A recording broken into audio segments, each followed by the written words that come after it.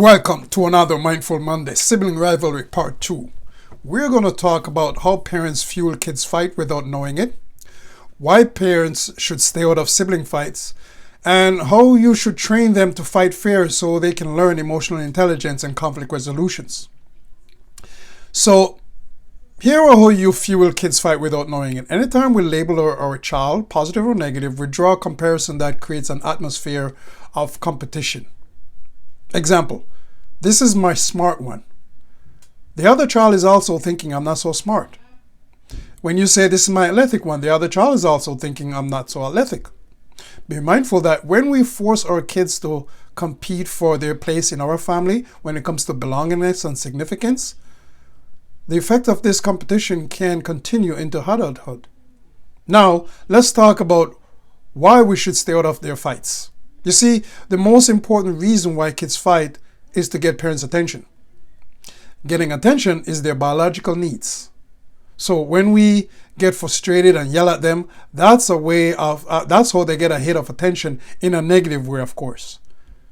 Be mindful that staying out of sibling fights help them to grow up with healthy mindset and solve their own problems in the long term. Hence, emotional intelligence and conflict resolutions. It's very tough, and it takes courage for some parents to stay out of kids' fights. I get it. I've been there. I understand. However, let's dig deep and be mindful that every time we get involved, we send a message that they can't figure things out on their own. Every time we get involved, we also send a message that we have no faith that they can resolve a conflict by themselves. After a while, subconsciously, they'll start saying to themselves, why should I even bother try? Why should I work this out?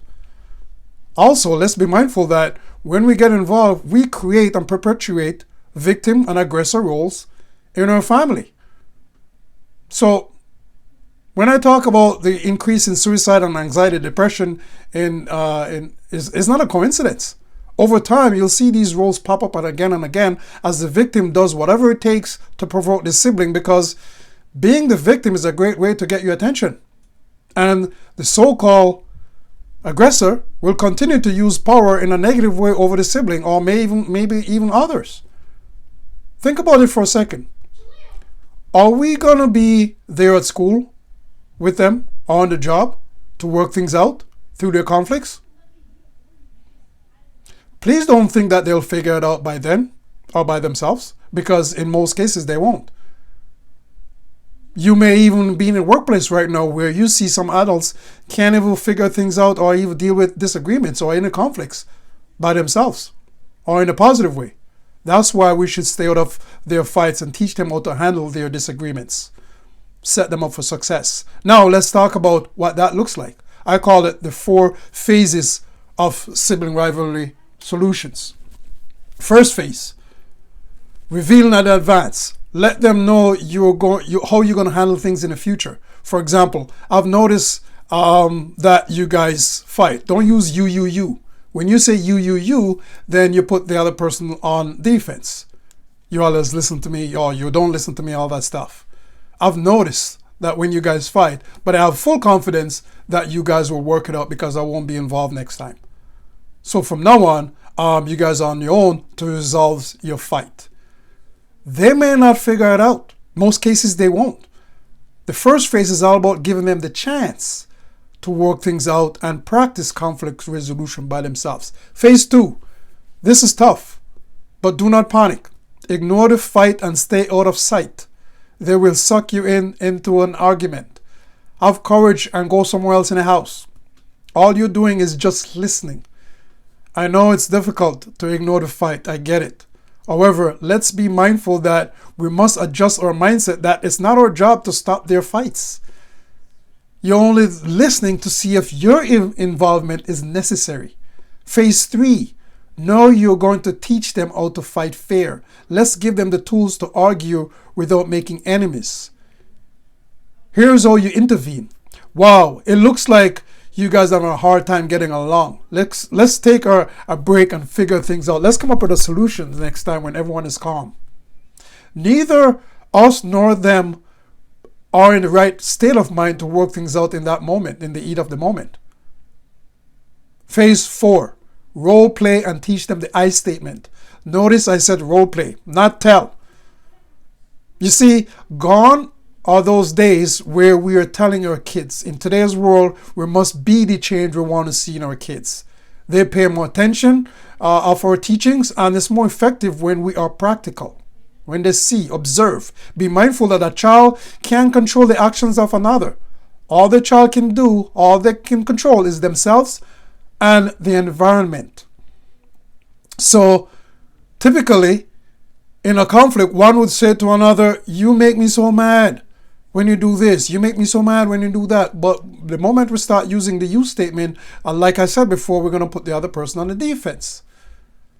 Let's teach our kids to use the I statement instead. So when one child takes the iPad from another, for example, instead of saying you, always take my stuff without asking, teach them to say I feel hurt or angry when you take my iPad without asking. I would appreciate it if you ask next time. Role play this with yourself and role play it with both kids. So let's rephrase. I feel angry, I feel sad, I feel disrespectful, I'm disappointed, etc. And I would like the appropriate action next time. That's what you teach your child. Are they going to get it at first? No. Second? No. It's going to take some time. It's a process that is very rewarding. My daughter's been using this since she's 6 years old. She's 8 now. She doesn't use it as often, but when she does, it's very rewarding because often now the fights are far and few in between, so she doesn't need to use it. This teaches the child to identify and take responsibility for their feelings. That's a big part of emotional intelligence. Be mindful that emotional intelligence is an advanced skill that some adults don't even have. Having said that, we're all stuck at home right now in this COVID-19 pandemic. So I've been offering a free 3-part series, parenting masterclass, that teaches parents how to create harmony at home without the nagging, reminding, or yelling. This is my way of giving back. DM me or click the link in my bio for more details. If not, I'm asking parents to share. Some parents in your network might need this insight or benefit from the masterclasses. So on that note, be mindful, be connected, and be the change you want to see in your kids. And I'll see you guys next Mindful Monday. I hope it's not as gloomy and dark and rainy as today.